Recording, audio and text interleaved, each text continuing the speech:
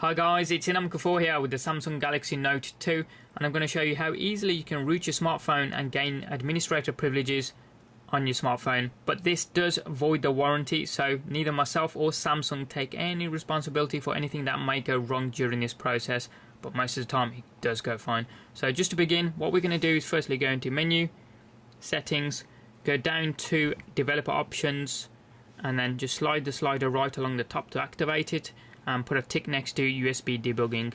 Say OK to the prompt, and then go back. And just while I'm here, I'm going to show you what I'm running. I'm running stock Android Jelly Bean 4.11, as you can see there. Model number is GT-N7100, and just to show you, baseband version is XXALIH.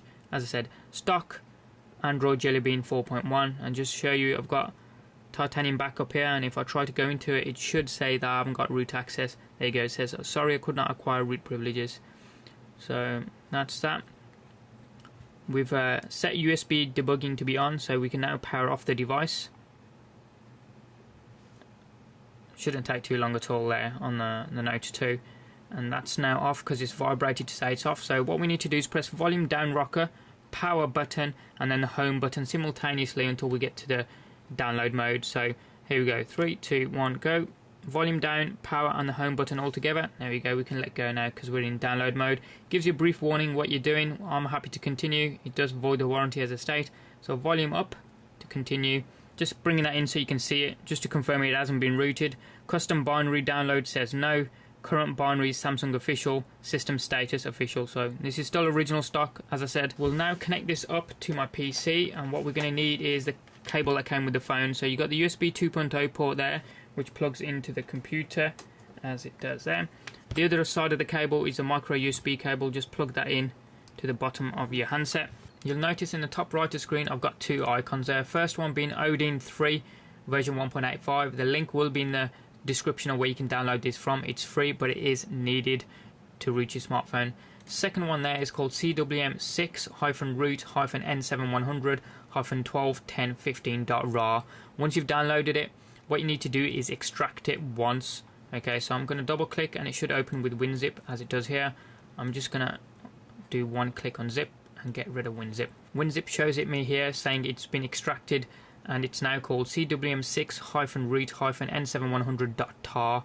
Now the .tar file extension is the one that we need, so I'm going to just, ease of use again, just move it to my desktop and put it there. I'm just going to get rid of the other one that I downloaded because that one's no longer needed now. Now, once you've got the .tar file on your desktop, load up Odin. So I'm in Windows 7, I'm going to right click, then go down to Run as Administrator.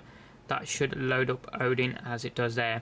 Notice a yellow box under ID COM port. That symbolizes that the phone is connected and Odin is picking up the phone. If you don't get the yellow box, what you need to do is unplug the phone, plug it back in again, try a different USB port on the computer if needed, try one at the back of the computer if needed. If that fails, uninstall the USB drivers that you have on your machine and reinstall them again fresh while downloading them from the Samsung.com website.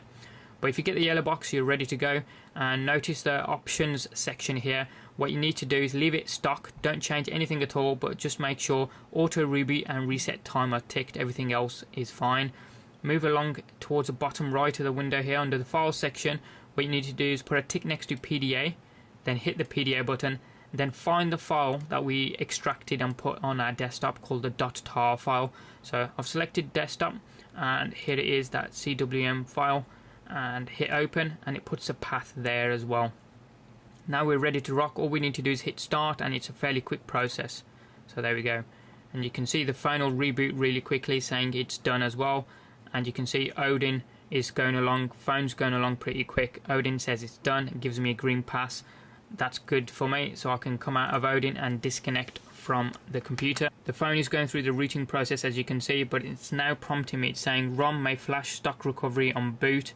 Fix, this cannot be undone. Yes, I'm happy with that, so I'll go down to yes and then hit the home button to select it. Now it's going to reboot there again. Now, as well as rooting, this does install the Clockwork mod recovery onto your phone, which can be used to back up the entire phone to an SD card. It gives you an entire image of the phone, exactly what apps you have installed, where they're installed, what data is installed inside of them, that kind of thing. So you can see it now says Android is upgrading, and that's gone in. I'm going to give it a minute or so. I'll say a minute, a couple of seconds, just to settle down. So I'll swipe into that now. As it said, it was preparing the SD card. Power saving mode enabled, blah de blah. We'll go to apps, and remember Titanium Backup wouldn't load before, and you can see the Super User app just there. So I'm going to go into Titanium Backup, and this time it should say, there we go, asking for root right, it says there. Now it should manage to get root access. This is the first time, so it may take slightly longer, but there we go. It says asking for root right. I'm going to say grant it. There we go. And it says all done, and it gives me first start message there. So I'm just gonna, once that banner goes, click OK to that, and it should come up with a log screen. There we go.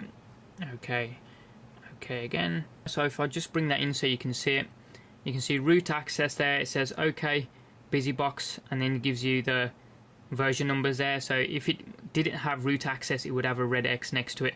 But there you go, and that's how easily you can root your Samsung Galaxy Note 2. As I say, the links for the files that you're going to need for this will be in the description of the video. Any questions or comments that you guys have got, hit them up down in the comment section down below there. Give us a thumbs up if you like this video and you like what you saw.